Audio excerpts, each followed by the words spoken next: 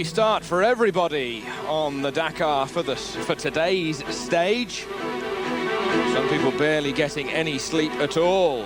However, it was a good day for the V-twin KTM of Fabrizio Mioni. It really found its legs. Whilst in the cars, there was one, and now there are none of the Slesher buggies left.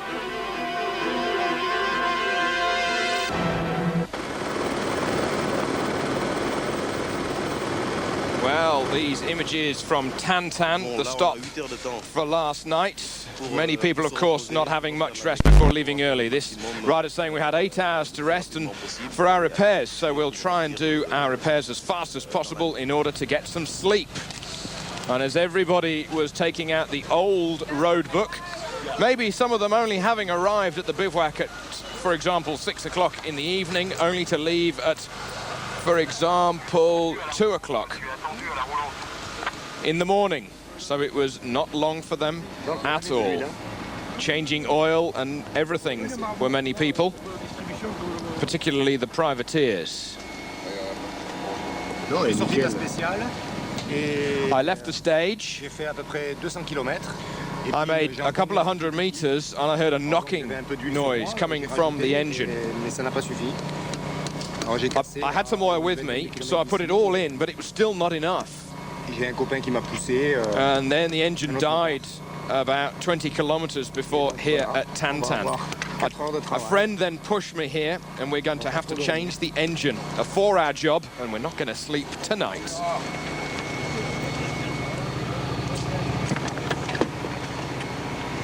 So then, old engine out. New engine out of the bag. It won't stay clean for long before it goes in. And even Richard Sankt had to be woken from his slumber. And likewise so did Fabrizio Mioni, startled almost for a moment. Even he didn't want to get out of bed. And 4 hours later, they did manage to get the new engine in and started. And he continues in the Dakar. Over at Mitsubishi, they had a lot of work to do after the power steering went on Shinazuka's car and the prop shaft went on Kleinschmidt and Fontenay's car. However, with Carlos Souza's car, he was following a motorcycle yesterday. The motorcyclist went one way and Souza didn't have time to change direction, and he took a big jump and damaged the suspension and then lost his brakes. Those drive shafts were being prepared by the Mitsubishi Rally Art mechanics for Fontenay and Kleinschmidt, as well as changing the entire power steering unit on Shinazuka's. Over at Nissan, at Dessous, the track rod ends were tightened and everything was spanner checked. Jean-Paul Cotteret, the co-driver for Peter Hansel here, saying we have to utilize every moment possible. We have to utilize our sleep well. Stefan's asleep already because, of course, we have another 370 kilometers to do. Grégoire de Mavius here saying, haven't slept too much. The idea maybe is for the organizers to make us all very tired, to try and make us make more mistakes. It's new in the Dakar, and personally, I really don't see the interest.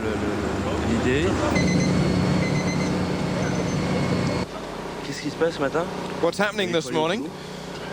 Well, we've got to go to work, and it's 12 minutes past 2 in the morning, and we have to leave at 2:15. So it's rather time to get going. The night was really very, very short. Many people didn't even bother to put up their tent. They just slept on the tarmac. And it was cold once the sun had gone down, so many people leaving Tantan, the motorcyclist leaving, the front-running leading motorcyclist leaving Tantan at 12:30 this morning, or should that be late last night? Shinazuka had a 40 winks, Grégoire had a little bit of a yawn, and Dror Cohen continued in the rally. Oh, good morning. Welcome to Ari.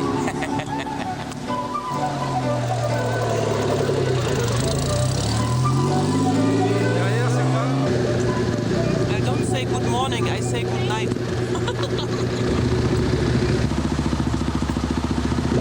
Normally it's now more time to make a party, not to drive.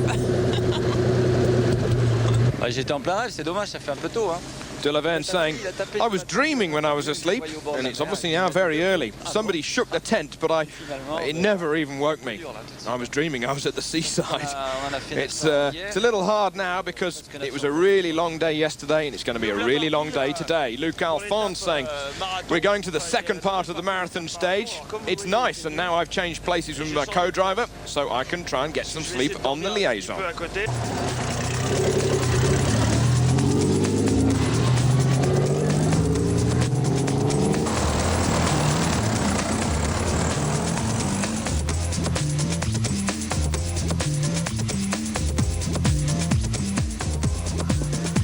So then, the route marked out by the organisers with the flames, a 353-kilometre road section before the start of the stage. And it wasn't a good day, or morning or evening, for Bruno Sabi. Everything around the air compressor is just seized, solid, and we don't have the spare parts to repair it. Now, there's only one belt running out from the crank to the oil pump to the water pump, etc., to the air compressor, and it's all just solid. We've arrived very, very late.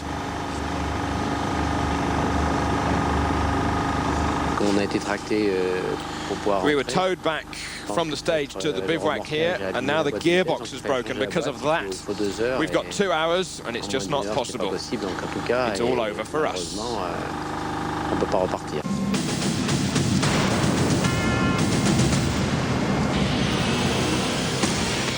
So then, today's monstrous stage from Tantan to Zurat, from Morocco into Mauritania, that long road section very, very early this morning, before a little bit of breakfast before getting underway for the 370-kilometre stage, right down into the north of Zurat itself.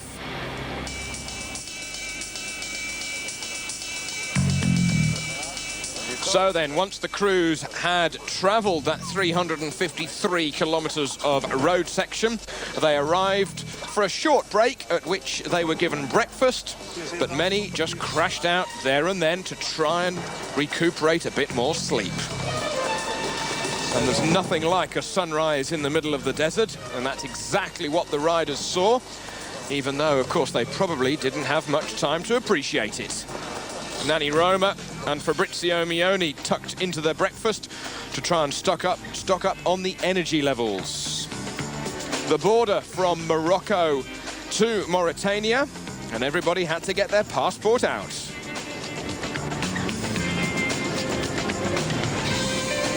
However, it was Fabrizio Mioni who really found the legs of the brand new twin-cylinder KTM. Big, heavy bike, but it's got loads of grunts and loads of power. Number one, the reigning Dakar champion, was really chucking it about, really in his element. And once he got to the finish, past the flying finish, he was exultant, he was ecstatic, because he knew that he'd done a good time. And that's exactly what he did. He had eventually won the stage by 7 minutes and 5 seconds ahead of the rest.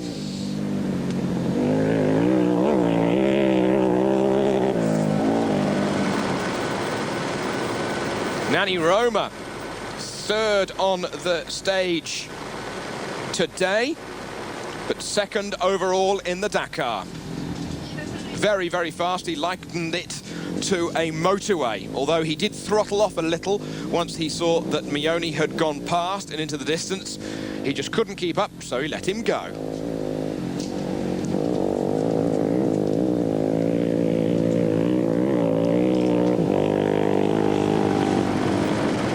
De Gavado from Chile, second on the stage, best of the rest behind Mioni. And De Gavado, third overall, just some 3.5 minutes back of Mioni in the overall classification. But for Britain's Mike Extant, it was not a good day. He had an electrical problem and was stuck on the side of the stage and could only try and get the thing started. However, he crossed some wires, red touched blue and blue touched red, and the inevitable just happened. He looked down into the base of his Husserberg And what can you do when you're in the middle of the desert? Alfie Cox, fourth on the stage, but unfortunately 50 kilometres before the end he had a puncture and he arrived at the finish with the rear in tatters. And he reckoned that Mioni was doing some 190 kilometres an hour in places. Alfie just called it a desert motorway. Jordi Arcaron, seventh on the stage today and fifth overall behind Alfie Cox. Cox is just 6 minutes off the lead overall. Arcaron's, he got caught in another's dust and so took another route, but unfortunately he went offline by about 2 kilometres.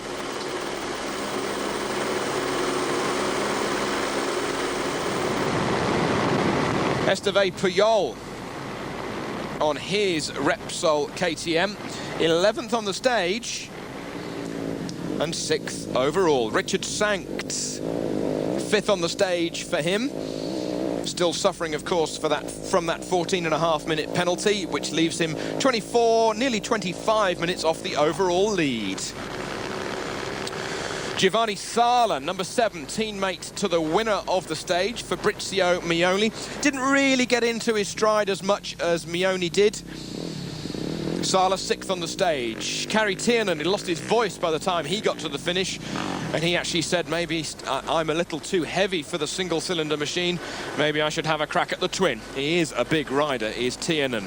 Eric Bernard was next on the stage.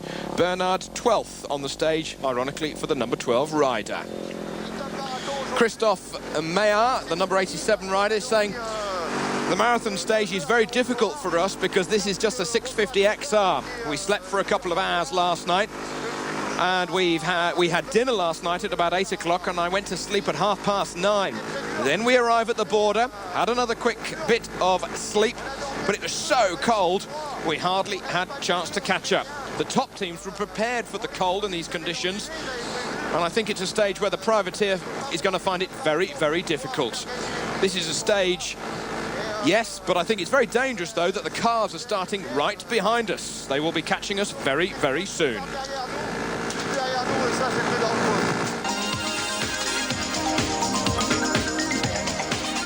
So then, the stage today, Mioni winning by 7 minutes from De Gavado, Roma and Cox only a second splitting them, and then Richard Sankt in 5th. Overall, Mioni at the front from Roma, De Gavado, Cox in 4th, and Arcaron's quite a way back in 5th.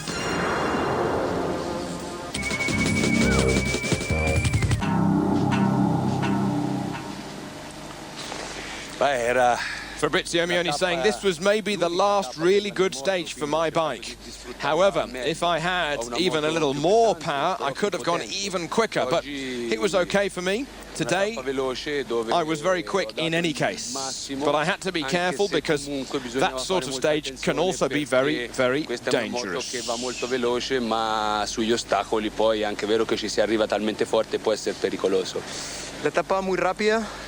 Carlo De Gavado saying that was the fastest stage of the rally. Not really very difficult, but very dangerous, because if we wanted to go fast, we had to just go flat out, of course, with the twins, on full power, because Fabrizio's bike is just so much faster.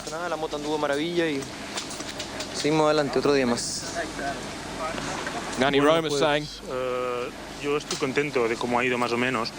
think we couldn't follow Mioni with his twin. I was at 150, maybe 160 kilometers an hour. That's topping out about 100 mile an hour maximum. He passed us before the first control point, after which I was 1 or 2 minutes behind him. But after, I just throttled off a little because I didn't want to take a risk. This is really the only stage like this on the entire rally. Prefiero esto que no romper el motor y que pasen cosas más graves, porque hoy si hubiéramos intentado seguir su ritmo hubiéramos roto seguro. Era todo rápido, era toda una pista única a fondo, por lo tanto prefiero estar aquí bien y con la moto entera.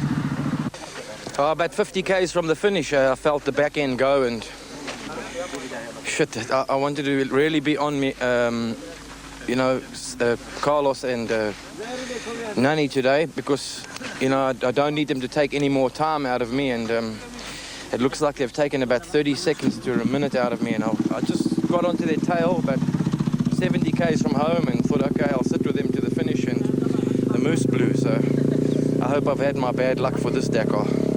Quick stage, though. It was unbelievable. I mean, it was like a motorway, a desert highway.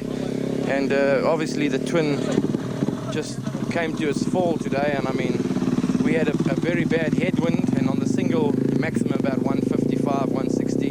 And I'm almost sure he was pulling at least 190 along there. And, you know, the problem is he's also, I thought he'd pull a lot more time than us. So we're actually lucky he didn't take 10 minutes out of us today. But still a long race, and we have to put the pressure on every day. Maybe he can make a mistake. Were you tired after the small amount of sleep you had last night? Yeah, it was a bit stupid. I mean, we arrived, the front runners got there at 4 o'clock in the morning. I mean, we put our heads down just on the ground. I mean, we had no pillows, we were frozen, and we tried to get an hour or two sleep, but it's difficult when you're cold. And woke up at about just before 7, had some breakfast, and then went to the start at 8. So I think it was just crazy myself, but if that's what they think adventure is all about, we did it.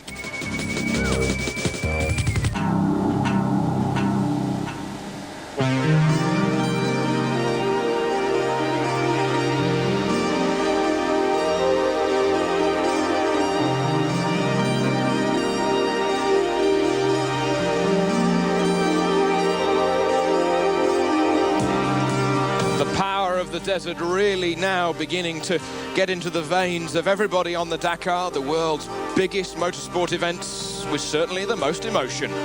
Breakfast in the middle of the desert was as such as Vanina Ricks looked on, and so did Johnny Halliday.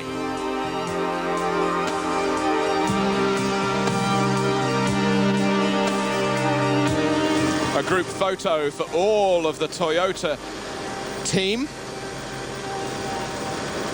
And that is certainly one for the kitchen notice board. You'll never, ever, ever get a backdrop such as that for a very long time yet.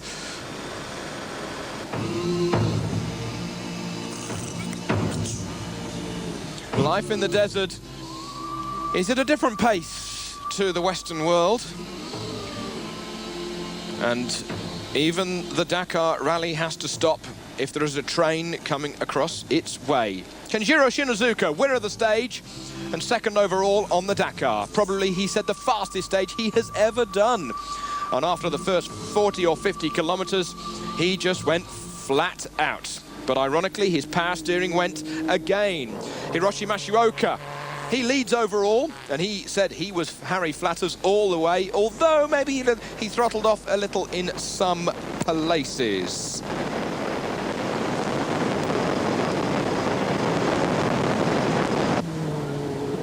Jutta Kleinschmidt, fourth on the stage today, which leaves her fourth overall, crossing the railway, close to the finish. She was another one who said she was flat chat all the way, no problems, kept the navigation head on the GPS all the way, so she may have lost a little time, but she was happy after yesterday's problems. However, Gregoire Demavius caught Matsuoka, headed him for a bit, but couldn't keep with him. But then, although the temperatures looked good inside the car, there was a problem for Gregoire's engine, and the engine died just as he crossed the flying finish. Once he got the time card stamped, he had to push the car another 50 meters out of the control zone. However, it was just a little uphill, and it was difficult. Il a ralenti. On était revenu sur. I slowed 50 kilometers before the end because something was just not quite right. All the temperatures were okay, and we dropped back from Matsuoka. And then just towards the finish, it went on to 5 cylinders. And then it stopped. It was almost like there was water inside the engine, so not good at all. Now, eventually he pushed it just past that white banner in the background, and then he was able to have outside assistance, and he got back to the bivouac, but with an 18-minute penalty, which has dropped him down the order. There were 3 Schlesser buggies, and then there was 1, and now there are none. Both of the diesels went out with Onrad and Schlesser, and now Jose Maria Servia is out with his petrol machine. He said the radiator is broken and all the water is gone. We tried to repair it, but of course we had to wait for the truck for a very long time, some 4 hours. And for us now, the Dakar is over.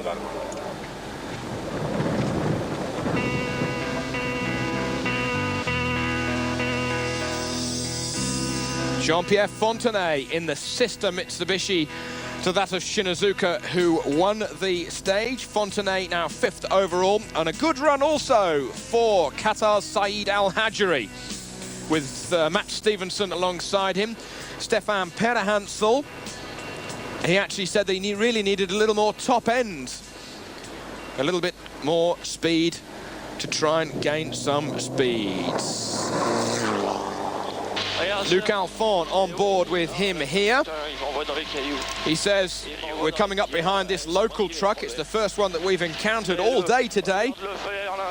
And the dust and the stones, it's the first time I've really had to pass a truck like that. Not really a marathon stage though, because last night we were able to have service. So seems a little odd to me, not really a true marathon. I can't really see the difference between yesterday and today. Luc Alphon now 8th overall in his diesel. Remember, diesel Mitsubishi.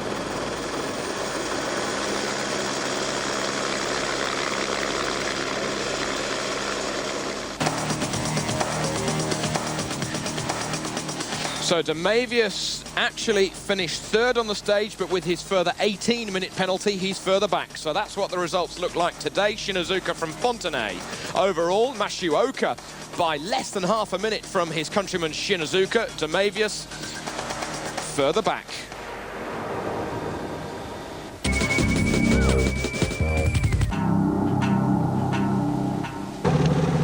It was not difficult today because after the 40-50 kilo,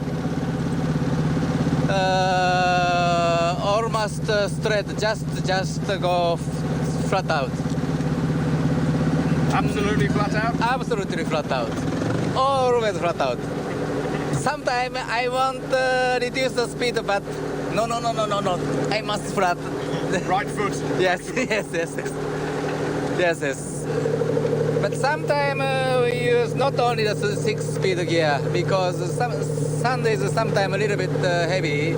So sometimes I use the 5th gear, and sometimes I use 6th gear. Jean-Pierre Fontenay here saying that between the control point 2 and 3, it was just flat out all the time. The engine was really on song.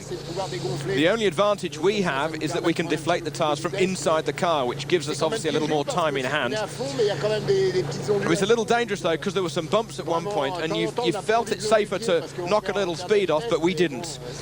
Easily the fastest stage of the entire rally.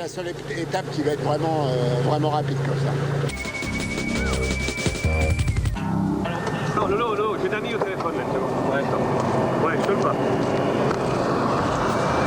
Ready? Ouais, c'est ça, ouais. All sorts of other people in all sorts of other problems at hand, and amazingly so. Even though we're in the depths of the desert, the GSM telephone network is still working. J'attends que les pressions soient bonnes. Non, elle monte pas, non. Non. Ah, si, c'est limite de démarrer. Working hard to try and keep in the running. Ouais, alors par contre, le capteur démarre. And on the telephone to his service crew, who are following. C'est dans celle-là. And down in the area near the water pump, near the radiator, maybe a belt's gone. And it's a bit warm in there, I'll tell you that.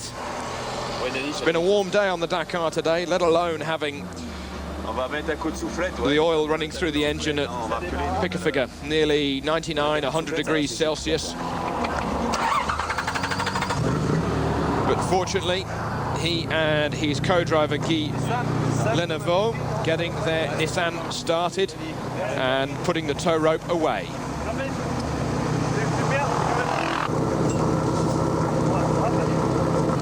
Dakar once more, coming up with 100 more stories in another 24 hours.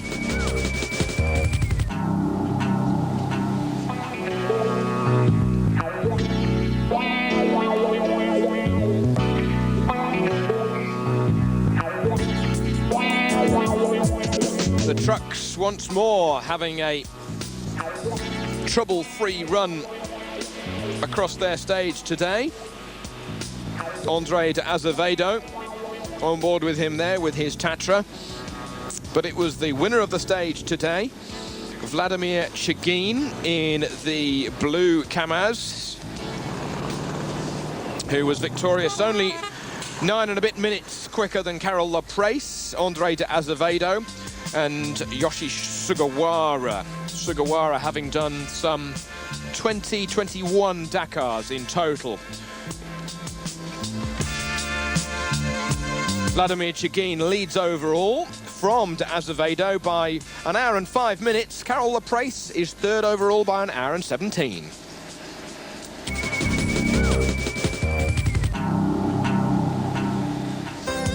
Tomorrow then, from Surat to Attar, a very short drive to the start of 9 kilometres, and then the stage of 383 kilometres, arriving a matter of 4 kilometres outside the bivouac at Attar in preparations for the rest day.